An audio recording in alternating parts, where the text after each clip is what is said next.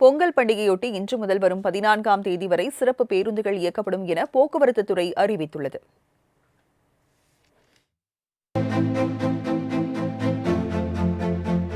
தமிழர் திருநாளான பொங்கல் பண்டிகை வரும் 15ஆம் தேதி கொண்டாடப்பட உள்ளது. சென்னையில் பணியாற்றும் பலர் வார இறுதி நாட்களுடன் சேர்ந்து பொங்கல் பண்டிகையை தங்கள் சொந்த ஊர்களில் கொண்டாட தற்போதே பயணத்தை தொடங்கியுள்ளனர். அதற்கேற்ப சென்னையிலிருந்து நேற்று முதல் சிறப்பு பேருந்துகள் இயக்கப்படுகின்றன. அதன்படி வெள்ளிக்கிழமை சென்னையிலிருந்து வழக்கமாக 2092 பேருந்துகளுடன் கூடுதலாக 1050 பேருந்துகள் இயக்கப்பட்டன. இதேபோன்று பல்வேறு முக்கிய ஊர்களில் இருந்தும் கூடுதலாக 1100 பேருந்துகள் இயக்கப்பட்டன. இதன் மூலம் ஒட்டுமொத்தமாக 4242 பேருந்துகள் இயக்கப்பட்டன.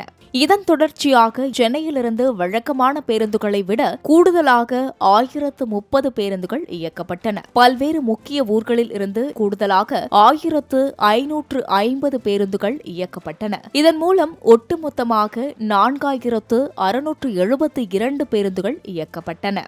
இன்று சென்னையிலிருந்து இயக்கப்படும் 2092 பேருந்துகளுடன் கூடுதலாக 255 பேருந்துகள் இயக்கப்படும் என போக்குவரத்து துறை தெரிவித்துள்ளது. பல்வேறு முக்கிய ஊர்களில் இருந்து 505 சிறப்பு பேருந்துகள் இயக்கப்படும் என்றும் அறிவிக்கப்பட்டுள்ளது. நாளை சென்னையிலிருந்து வழக்கமான பேருந்துகளை விட கூடுதலாக 2200 பேருந்துகள் இயக்கப்பட உள்ளன.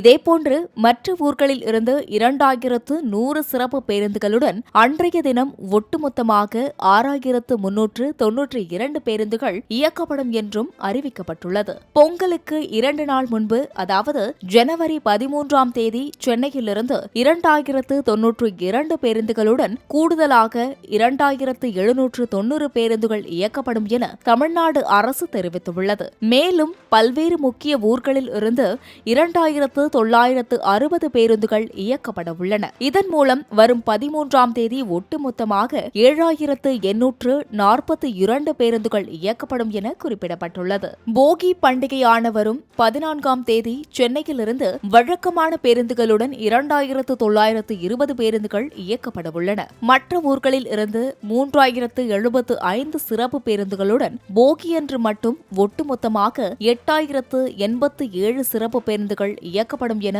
அரசு அறிவித்துள்ளது. இந்த நிலையில் சென்னையிலிருந்து திருநெல்வேலி, தூத்துக்குடி, மதுரை, கோவை, திருச்சி, தஞ்சாவூருக்கான பேருந்துகள் கிளாம்பாக்கத்திலிருந்து புறப்படும் என கூறப்பட்டுள்ளது. இதேபோன்று கடலூர், சிதம்பரம், சேலம், புதுச்சேரி, வந்தவாசி, திருவண்ணாமலைக்கான பேருந்துகளும் கிளாம்பாக்கத்திலிருந்தே இயக்கப்படும். கிழக்கு கடற்கரை வழி ஈசிஆர், வேலூர், பெங்களூரு மற்றும் திருத்தணி மார்க்கமாக செல்லும் பேருந்துகள் கோயம்பேட்டிலிருந்து புறப்படும் என கூறப்பட்டுள்ளது. பொன்னேரி, ஊத்துக்கோட்டை வழியாக ஆந்திரா செல்லும் பேருந்துகள் மாதவரம் பேருந்து நிலையத்திலிருந்து இயக்கப்படும் என தமிழ்நாடு அரசு அறிவித்துள்ளது.